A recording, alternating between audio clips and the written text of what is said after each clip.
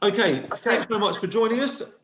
Here to mark the fact it was 20 years ago today that I was running an event for Christian and Muslim young people in St Paul's Church Centre in Birmingham. The first time I tried to run something for young people, and that's what happened. We had about 50 teenagers, 25 Christians, 25 Muslims, all between the ages of 13 and 17, meeting and have fun, to get to know one another and to talk about their faith. We played games, we had some good discussions, and we ended the afternoon all going to bowling together. And there were two things when I wasn't quite sure, is this going to work? Two parts of the day that I can still remember 20 years on that stood out to me that made me think this is worth doing. One was at the start when I was talking to the whole group and talked about similarities and differences and said it's really important we acknowledge that we have things that we agree on and things that we disagree on, but it's really important in that we learn to disagree well and still be friends, so that we can all say, I completely disagree with you, but then we're going to go 10-pin bowling. And the look of them, and they looked at me and went, that's clearly obvious. It was just a moment where they looked at me like I was the idiot for thinking that you couldn't disagree and still be friends. And I thought, yeah, this is brilliant. And then I'll never forget at lunchtime, walking past two girls, one Christian, one Muslim, and they were talking about something. And then in the middle of the conversation, the Christian girl turned to the Muslim and said, Ia, you know, when you're wearing like a full face veil thing, how do you recognize each other? And the Muslim going, oh, well, you get to recognize by the eyebrows and the eyes. And, oh, okay. And then they talked about what was on television. And it was a moment where I thought, I know so many adult Christians who want to have that conversation, but are too frightened, don't know how to ask it. And there was no malice, there was no anxiety. It was just a very natural little conversation. And of course, one that we're now all having to have with face masks. But it was one where I thought, there's something that teenagers can do that adults would struggle. They've clearly got things. So there's two little things that I remember. And it was interesting because it was in the year 2000. And lots of people were saying to me, why do you need to do this? What's the point? There's not any tension. And then, of course, a year later, we were going to do one the following year in September, and the world changed. But we carried on. We carried on doing it, and we've carried on ever since. And people have taken the idea, and it turned into the feast 11 years ago. And we're doing it in all sorts of places. But part of the story is it all started before we were thinking about terrorism. So this isn't a project about responding to fear or anxiety, but a group of us thinking, this is what we think we as Christians should be doing and as Muslims should be doing to build friendships between young people. So that's where it started. It's still happening now through the work of the feast. And so brilliant to be able to just mark this 20th anniversary day. So thank you for joining us, folks. Thank you for being willing to be here and take part. And really look forward to what we're going to hear. So first of all, I'd like to welcome Ali. If you want to just introduce yourself, Ali, and then over to you to share what you want to say. My name's Ali. I'm the founder of Christian Muslim Encounters, which aims to build bridges between Christian and Muslim communities, but also build bridges between academia, communities, policymakers, but civil society as a whole. I jokingly tease many of my academic friends by saying, I want to take academia out of its ivory tower and shape real conversations that are much more meaningful. I'm going to begin by a verse of the Quran which says that he who knows himself knows his Lord. Interfaith is as much of an opportunity to understand our own identity and belonging in the world as much as it is about fostering bonds of friendship, learning about each other, walking alongside each other, and making the world a better place. We live in a world that is often considered to be divided. However, how do we understand the complex world and see the strength of diversity and learn to find our common ground and disagree better, as Andrew's just mentioned? Building bridges, fostering religious literacy, and becoming more interculturally competent becomes increasingly important, particularly when we live in our communities and sometimes don't have the opportunity for encounter and interaction. I'm still surprised by the number of people that I meet who may not have met somebody or spoken to somebody of a different faith or a different culture or a different background. I think young people are often ahead of the game when it comes to interfaith because they have had those encounters. But how do we take our encounters forward in a more meaningful way? And how do we empower our young people to take or move from dialogue to action? But also, what can we learn from young people as well? I'm a trustee for a small charity called Solutions Not Sides. Our work focuses on creating humanizing encounters and safe spaces to talk about Israel and Palestine without feeding Islamophobia and anti-Semitism. It's by bringing the voice of Palestinians and Israelis into the room that we can begin to understand the conflict, the realities of violence, the power dynamics, but also bringing in personal experience and thinking about how can we create peace in that region. This creates a powerful and transformational experience for our students to feel safe to ask all these burning questions, to have that safe space to address and challenge their own thoughts about the issue, but to also foster critical thinking skills, to learn from the experiences, but also think about multiple layers of solutions required for peace in a very complex conflict. The highlight of my year is often the opportunity to deliver a workshop on peace leadership at a student leadership program.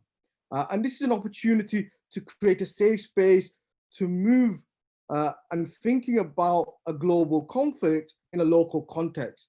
And I start talking to students about I often say, I use an empowerment model, which is about walking alongside young people to provoke conversation, to see the world through their eyes, to listen, but then to also explore how do we develop local solutions that are more meaningful for young people. And that's often the challenge.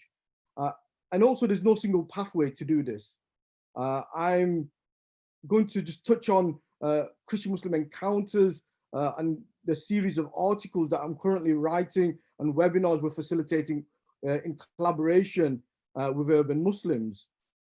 The journey begins by creating those safe spaces I've mentioned already, to explore our identity, to understand the multiple layers and complexity of our identity and what it means. But it's also an opportunity for us to come and be who we are and present our faith as we understand it. And that's often the challenge, is being ourselves and feeling like we don't have to present our politically correct version of ourselves. And I feel young people are really great at demonstrating that. We've been around in these circles for so long, we've kind of been battered and shaped into being very politically correct and very much more guarded when we're talking about sensitive and controversial issues. And actually, we need to reconnect with our young people to bring that zeal, that honesty, and that integrity back into that conversation as well. But also, Andrew mentioned it at the last webinar, we need that space to be friends, to have our pizzas, to talk and foster that friendship. I often tongue-in-cheek say we need to move beyond tea and samosa interfaith. And that is because interfaith is dominated by grey-haired men. People like myself, and I've become one of those grey-haired men I criticize all too often. But we need to create those spaces which are more inclusive of young people and women in a more meaningful way. And I think that's where the feast has been great. I've been watching it from afar for many years, and it's really engaging young people to provoke that conversation and to agitate social action as well, which is really a great disruptive project in society, which often likes to calm the waters rather than to inspire hope and change. I can go off at lots of tangents, which I'm trying to resist the urge to, but I'm going to conclude with saying that us oldies, and that's a reflection on myself rather than anybody else, we need to learn to step aside. We need to learn that empowerment is as much about walking alongside young people and be willing to give up our power and allow young people to take over. The challenge is, how do we combine effectively the zeal of young people and the wisdom of experience that some of us oldies have, and work more collaboratively together to make the world a better place? Brilliant. Thanks so much, Ali. Lots for there to think about, to chew on, to get going on. So thank you very much. Going to move straight on to ask Eve to introduce herself. And Eve to share your thoughts and reflections for us. Eve, over to you. Hi, my name is Eve. I have been involved in the feast since I was 11, which has been quite a few years now. And I've really enjoyed kind of growing up through it and seeing how it shaped me and the worldview I get, as well as kind of feeding into it now that I'm older, to kind of bring up the next generation of feast youth, to kind of really inspire me in turn. Yeah, I think the first thing that's really important about having young people in interfaith discussion is that to them, a lot of things are new, and there's always a sense of excitement about that in talking to other people about faith. And like Ali said, they don't really have the reservations that develop through living in a very politically correct society. And so you can really get to the raw and honest discussions very quickly with them because it's all new, which is great. Yeah, another thing I think it is important to say is, especially when you get to secondary school, a lot of your identity as a young person is built up around academics and what you're going to be in society. There's a lot of pressure to figure it out. And so I think involving them in kind of interfaith discussions and trying to get them to get to know themselves in other areas, in their personal development, in their faith development, is really important for young people because it really helps them figure out their character and what they're going to do in the future and what they'd like to be. And in turn, I think kind of interfaith discussion is a great way to do that. Because in order to discuss what you believe, you have to learn what you believe.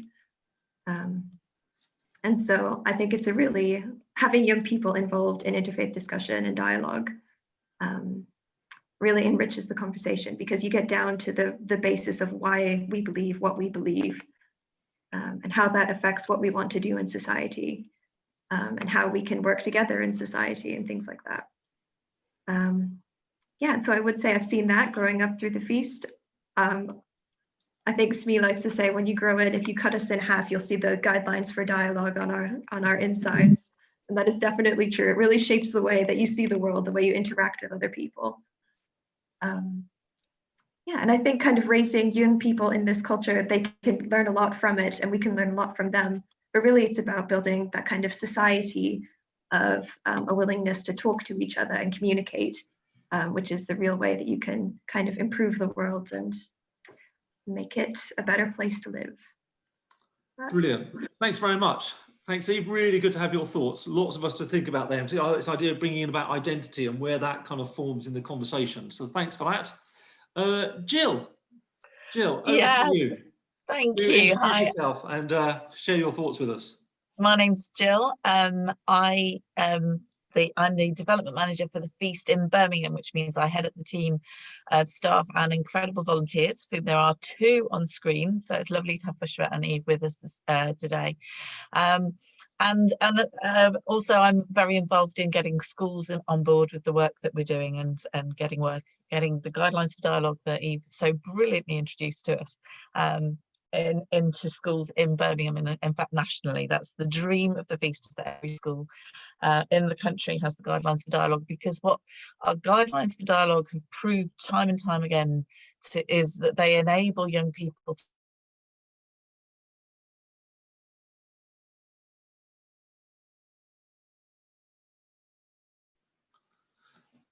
Jill frozen there. Okay, we'll come back to Jill. While we're waiting for Jill to come back, rather than leave her there, Bushra, where's Bushra? Bushra, do you want to unmute yourself? Brilliant. Bushra, introduce yourself and then, tell us about yourself and give us your thoughts and reflections. Hi everyone, so my name is Bushra. I've been part of the feast since school. To be honest, when I started volunteering, I never thought I would have come this far. Like, I started as a youth and it was literally I had no intention of lasting this long. I literally came thinking, oh, it's just an after school club.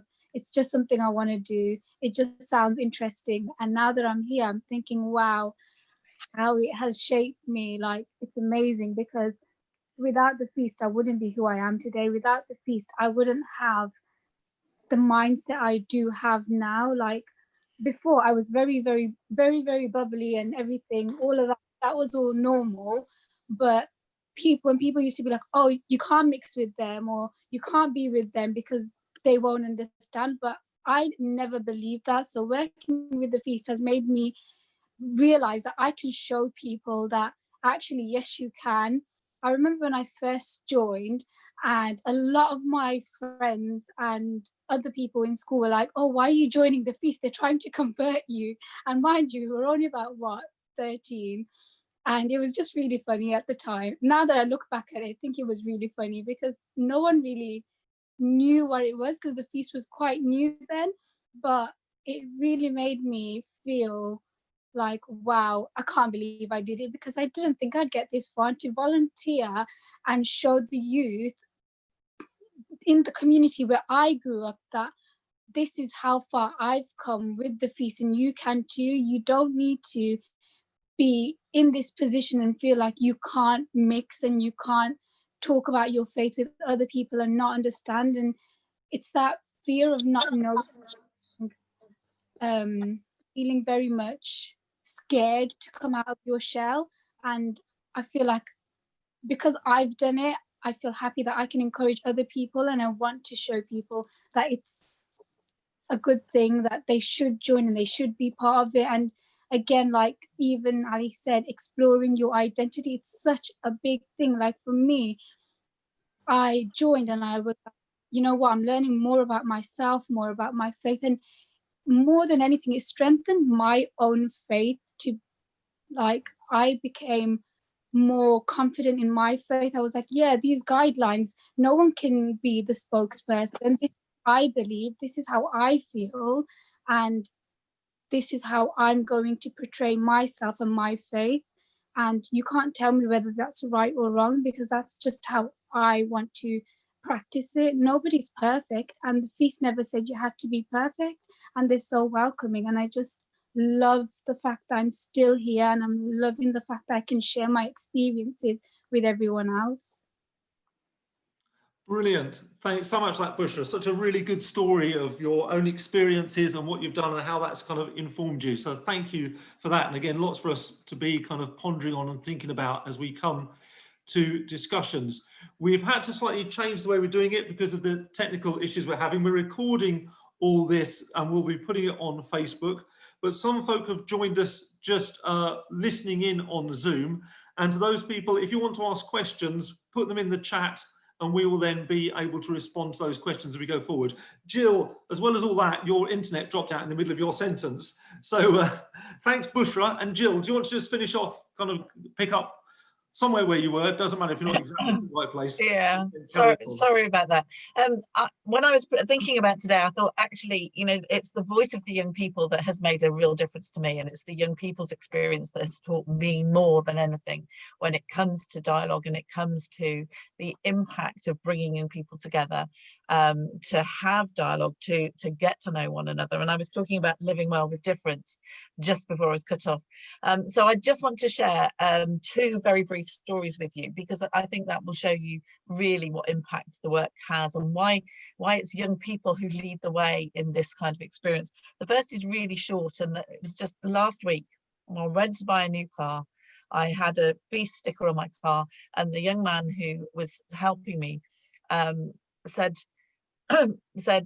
you work for the feast. He said, 10 years ago, I went on my first weekend away. It was a boys' weekend away with the feast.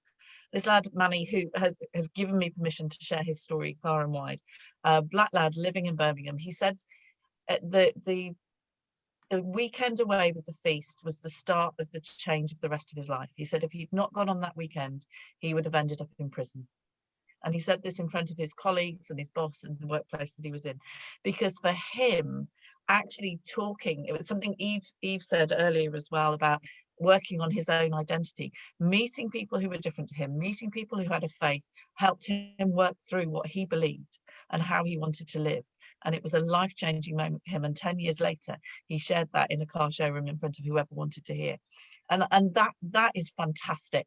You know, my daughter was with me. She said, "You're going to cry now, aren't you?" And I very nearly did, because that, you know, that is the life transforming nature of bringing young people together who would never otherwise be friends, who may have fear of one another, have prejudices that have been ingrained in them through their own life experience, but give them the opportunity to get to know somebody different to them, to have difficult conversations, and it is life transforming. The other story that really for me sums up the significance and the impact of our work, and of how young people don't just impact each other, but they can impact the adults in their life as well. We had a group of young people, a group of young Muslims from the Spark Hill area of Birmingham, spent 6 months with a group of white young people who didn't claim to have a faith, who just happened to go to a church youth group in the area of Birmingham where they lived, an area where there was a massive far-right presence, where there were all sorts of issues with the council in their wisdom moving people who came with refugee status into that area. Not a very, very deprived area of Birmingham. And for 6 months, these two groups of young people came together, and using the guidelines for dialogue and having the fun that Ali mentioned, that Eve has mentioned, and I miss Bushra's, but I'm sure she'll acknowledge that, doing teenage stuff together gave them the opportunity to have those tricky conversations that those of us who are afraid of offending, who are caught up in being politically correct, that's been mentioned twice already, were able to have. So this group of young people, halfway through their 6-month period, they met the day after the bombing in Manchester at the concert, the Ariana Grande concert. And that was a real turning point for many people, I know, in terms of it seemed to release people to feel that they could be free to be more racist and more Islamophobic. And the evening after, this group of young people were together, and one of the Muslim lads asked one of the white lads, "When you see things like this on the news, do you hate all Muslims?" I am thrilled that by bringing young people together, we give them the space to ask that question, because actually that's not a question that adults would ask of one another. What was wonderful was the young man's response, because I think an adult in that situation would have said, no, of course I don't. But what this lad said was, "Do you know what? I think I do. But that's ridiculous, because you're my mate and you're a Muslim and I don't hate you." And what then happened was the conversation that we want young people to have, where they were able to talk about how they individually felt about this, how the Muslim lad felt about the impact of this on him. One of our guidelines for dialogue is, don't judge people here by what some people of someone else's faith or community do. And in that moment, the young lad, the Muslim lad, was able to talk about how as a Muslim, he could not condone what he saw and what the experience meant for him. The lad who was asking, you know, the white lad, was able to really address and challenge his own prejudices in that moment. The bit that's almost more significant about this story was what happened next. And our youth worker, Adam, at the time, knew the white lad's dad, and knew his social media feed to be full of the most awful far-right rhetoric. And you can imagine the sorts of things that were on there. When the lad got home, his dad was watching the news. Everything about the bombing was still all over the news. And his dad was saying some pretty awful things. And this lad had the courage to say to his dad, "You know what, Dad, you're wrong. My mate's a Muslim. And he's told me that you can imagine the conversation, but he had the courage to say to his dad, you're wrong." And Adam saw a change in the father's social media feed. You know, we saw the ripples of this bringing of young people together to have those open and honest conversations that often as adults we find ourselves constrained in because we don't want to offend. Actually, that was a life-changing moment for both lads, but it had life-changing impacts for the community that they both lived in as well. That's why it's about young people. That's why I'm so excited to be able to do the work I do and to share that with you today. Thanks, Smee. Brilliant. Thanks very much, Jill. Really good to hear those kind of really big stories and transformative stories. So thanks for that. Thank you for sharing those. And again, lots for us to think about in the way that it challenges and opens up all sorts of new possibilities. Before we enter into a discussion, we're just going to hear from Jahangir next. Then we're going to have a discussion together.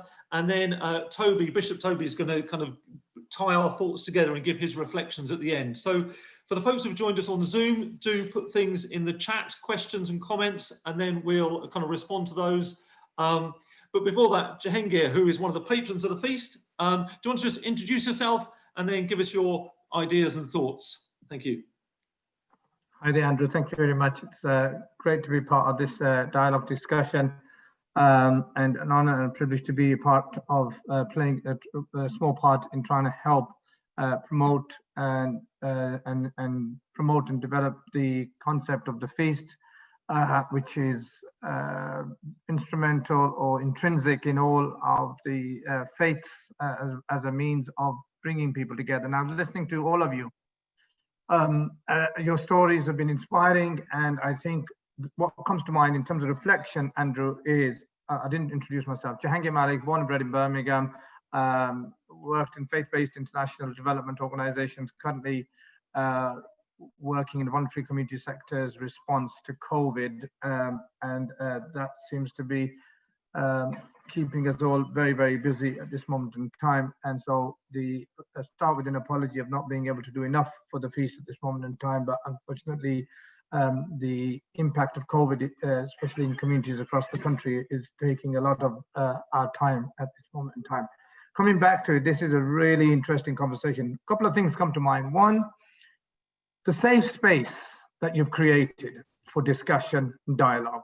Okay, there are limits as society progresses and our ability to communicate and connect increases.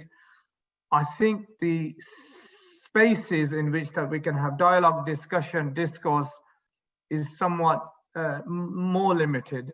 It's strange phenomena in that we've got an open communication channels in so many different ways, but are more boxed in. So what the feast, I think, does, number one, is opens up safe spaces for people of different backgrounds. Now, faith isn't an easy discussion in the public discourse. Okay, it's marred with prejudice. If you layer that on with horrible acts of terror or violence or prejudice, and then you lay that on more with identity as growing up in society and so forth, it can become a real troublesome, challenging area to discuss. Now, where does young people go to for that discussion? They'll struggle to have it in their mosques run by, fairly first generation of great people who established some great institutions, but they haven't really progressed enough to provide the space to discuss the issues of the day.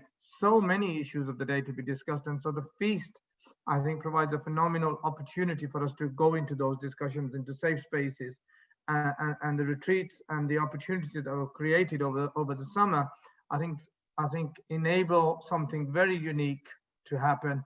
And once we get into the cosmopolitan mixture of a city like Birmingham, where different people of different backgrounds come together and have those discussions, then the magic starts happening. That's when the magic starts. We are blessed with the ability of, maturity, wisdom, power structures, and the ability to have engaging conversations where we might have civic leaders who may listen to us. But I think what we have is a responsibility to provide safe spaces for discussions for young people to express themselves and not speak on their behalf. Because we come up, when you mentioned Spark Hill, that was a 30 years ago experience for me. Now, I'm not really qualified to speak of life in Spark Hill, living in Solihull at the moment for the last 10 years. That was my experience 30 years ago. What I am qualified to do is have had a lived experience of trying to provide spaces for young people to come in and engage and explore.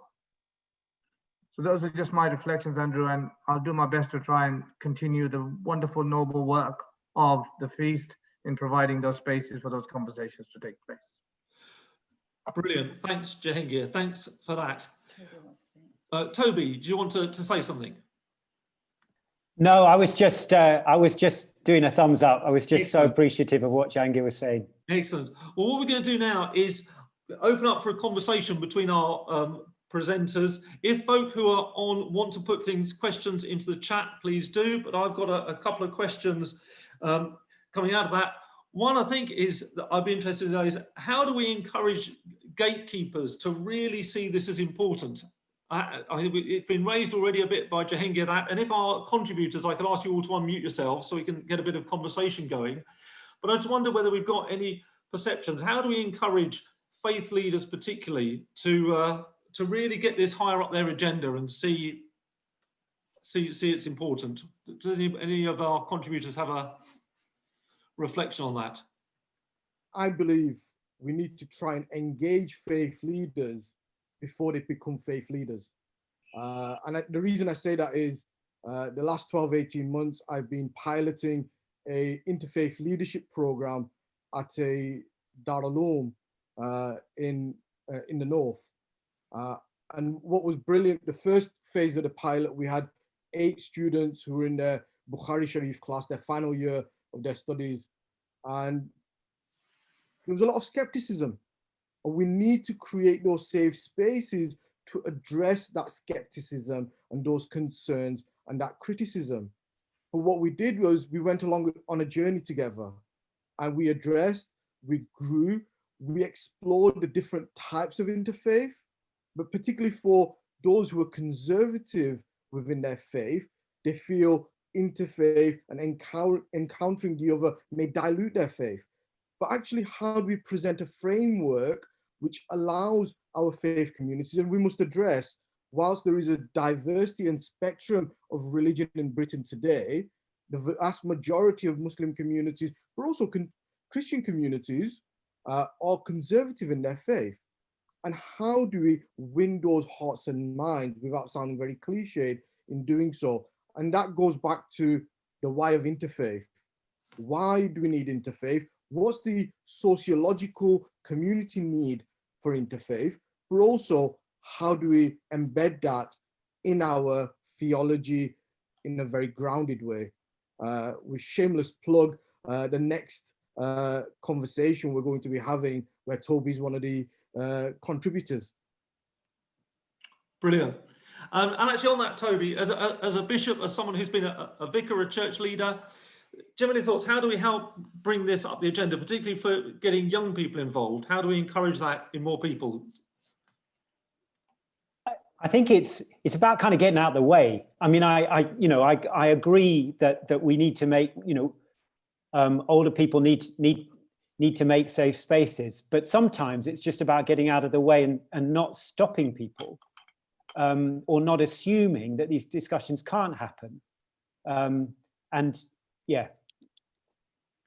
I think I love what you say about getting out of the way, Toby. And one of the things, it's been an issue that I think as long as the feast has been in existence, that we come across resistance from some faith leaders because of that fear of will this distract, will this dilute, I think was the word you used, Ali, our young people's faith. And that's where the young people are so important. So one of our young people who came kicking and screaming to the feast actually eventually became the spokesperson within his faith community, and went round with one of our youth workers to various churches talking about his personal experience. And I remember I was talking to the minister of his church. This was a Christian lad, and I said, in his first encounter, he was asked by a Muslim what he thought about Jesus. And he said, well, that lad's never told a Christian what he thinks about Jesus, never mind a Muslim.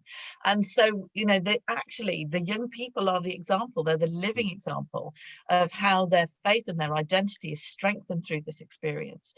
And so I happily, exploit might be the wrong word, but I happily bring our young people to bear to be the voice of what we do, because they're the ones that show that difference. And you know, looking at Eve and Bushra, who are sort of either side of me on my screen there, which is rather sweet.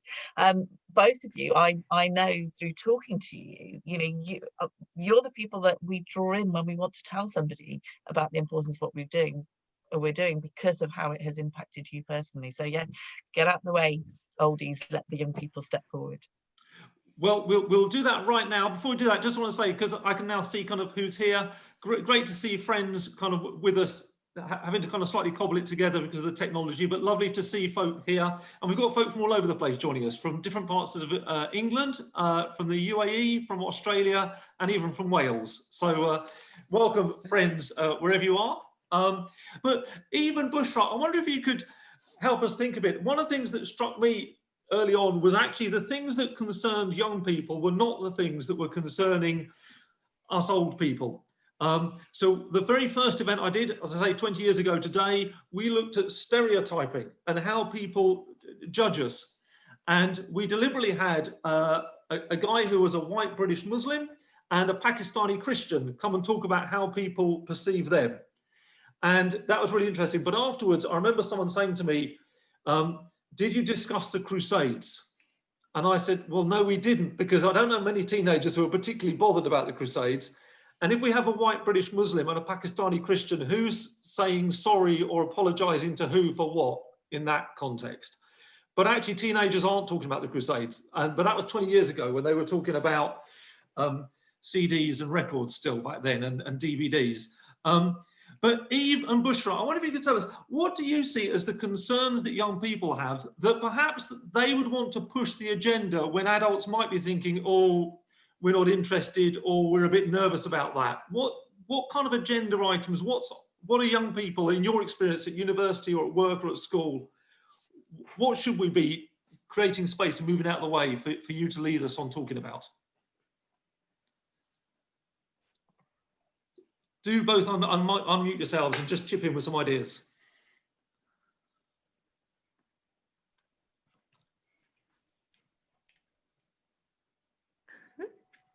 I think it's, yeah, that's kind of an interesting question.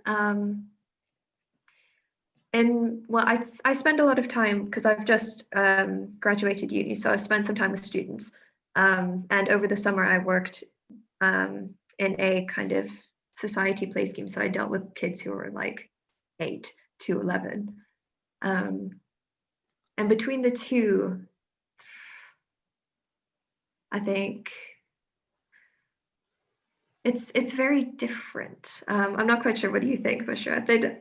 In my experience, like between different faiths, there doesn't seem to be as firm a line drawn in my experience as one would expect between the groups. But what kind of topics are they talking about when you get together? What is it that's exercising kind of young people at the moment?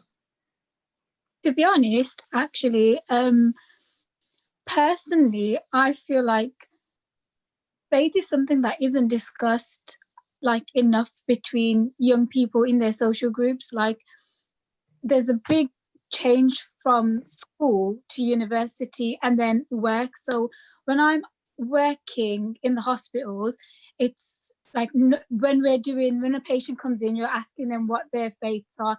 Whatever, you look after your patients regardless, there's no discrimination. So that's very much professional. So when it comes to work, I can't say. But when I started uni, no one again spoke about faith. And then at school, no one again spoke about faith. And I feel like, I don't know if it's because of the course I'm studying or if it's just something people just don't do. 1, because they don't know how to. 2, because they're scared. And 3, because they're not really sure if that's okay for them to do, because maybe some people feel like, oh, my faith is about me, is it okay for me to talk about it? So faith, in my experience, very rarely comes up, but there have been times where I have brought it up to see how it goes, and I feel like there are some very, very close-minded people. I remember in my last module, I said to one of the students, oh my gosh, I'm just praying I pass. And one of the students was an older person, actually.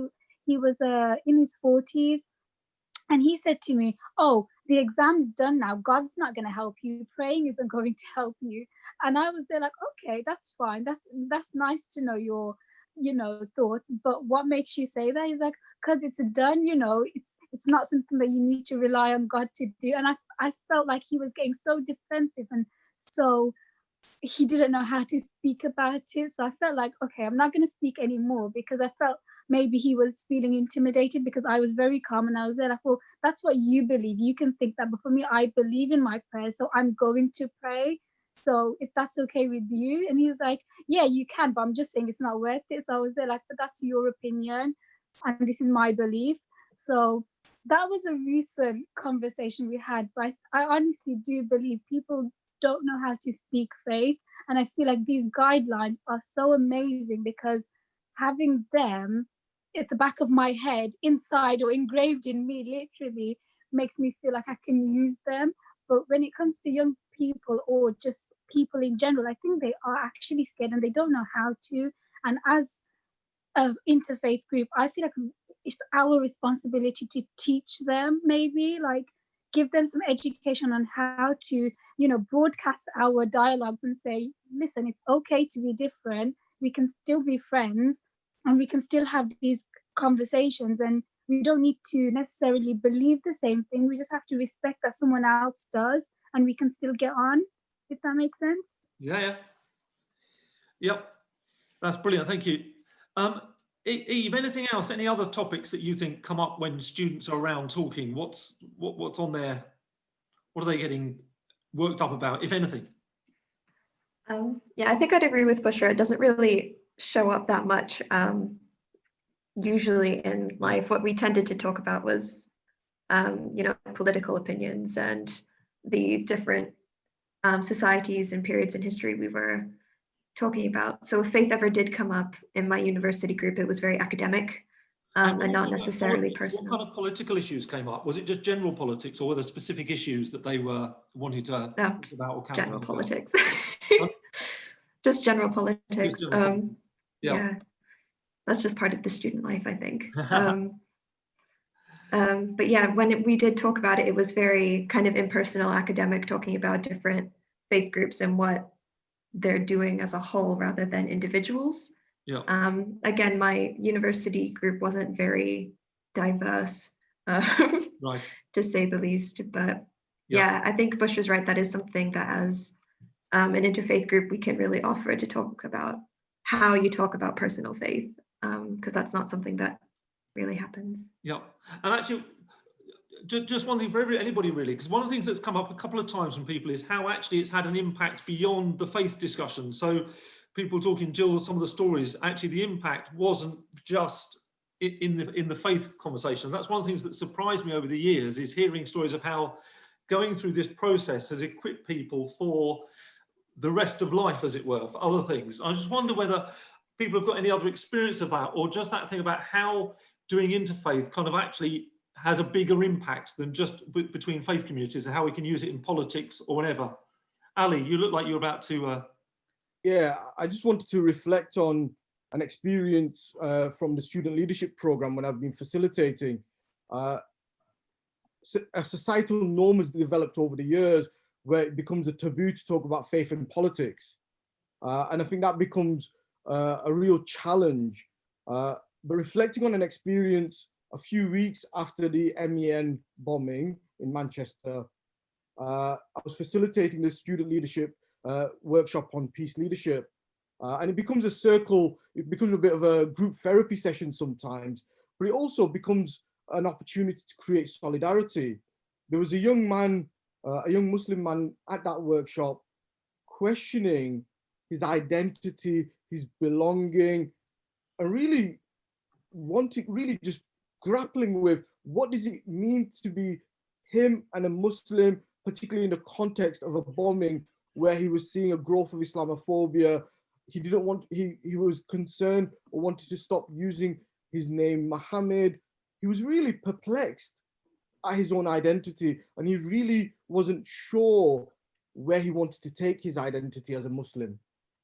What was really powerful was when we had another student from a Jewish background saying, actually, I've had the same experience.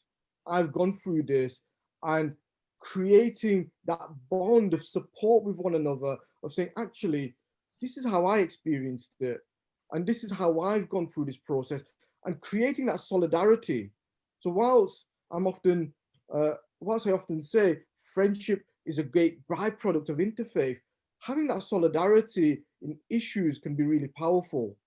And particularly on issues like Israel-Palestine, which often I get told is more divisive as a conversation than uniting. But actually, how do you create a platform where we can talk about these topical issues and actually allow people to say, your solution and my solution may be different, or our positions on this issue might be different, but we can work towards a better outcome for society. And by fostering those critical thinking skills, so we've been doing some research with our past participants and students. What we find is those critical thinking skills that we've nurtured within our workshops means that they can apply that in wider society, their interactions in employment, etc. as well. Brilliant, thank you. One of our volunteers, Faraz, has just asked if he can also make a contribution. So before we go and listen to ask Toby to bring some concluding thoughts, Faraz, do you want to just respond to that question as well? Do you want to just quickly introduce yourself? Hi, I'm Faraz. I have been volunteering with the Feast since 2010, very long time, and I have enjoyed every moment of it since. So I want to talk about my little cousin who started coming to the Feast quite a couple of years back. When he started out, he was very shy and very reserved, and he would normally sit at the back of the class. He wouldn't be part of the conversation much because he felt like there was nothing much to say. But as he started coming to the Feast, I was quite surprised at how engaged he became. It got to the point where after a couple of encounters with the Feast, a couple of discussions, he was then guiding and showing other people, this is our guidelines, and he was using them in examples, and he was becoming a champion of the guidelines. His mum saw such a huge improvement and so much progress in him. He became more confident. He became more of a leader. He became somebody at school that people would gravitate around. His personality came very much to the forefront. He became a lot more confident in himself. His school grades, everything, all of that improved. He was somebody who then became someone that could connect with other people a lot easier than his fellow classmates, and that kind of rippled. And he was then ironically showing his class people in his class about the guidelines, and it was incredible to see the impact that this domino effect that you see with young people coming to the Feast, how it leaks out into their family, how it then impacts their parents, and then how it impacts their friends. And any young person that comes to an encounter at the Feast, it's not just them that's affected. I was about to say infected, but I mean affected. It's everyone in their circle and in their circle and everyone around. And I think understanding that the impact the Feast has, not just this person in front of you, but it's everyone around them, I think that's incredible. Brilliant. Thanks for that, Faraz. Thank you. Toby, I wonder if you'd like to now just bring your thoughts and reflections, introduce yourself, and just as we sort of come towards the end, just kind of help us kind of reflect back on some of the things that we've heard and thought about.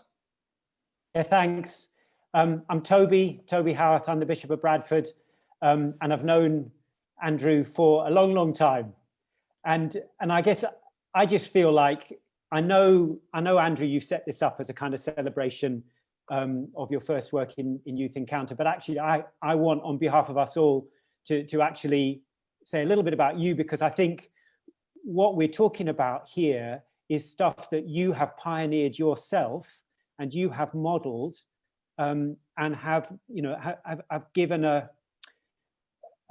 have enabled to happen in other people's lives as well. I mean, somebody was joking about, infected. Actually, in a sense, you have been that great sort of virus, which has infected a lot of us, and you were doing it way before, you know, it got fashionable. So I've just been really privileged, Andrew, to walk with you and to follow you, you know, over many years. And I think what you've done is, what I see, you've done it. You know, you began actually by doing it.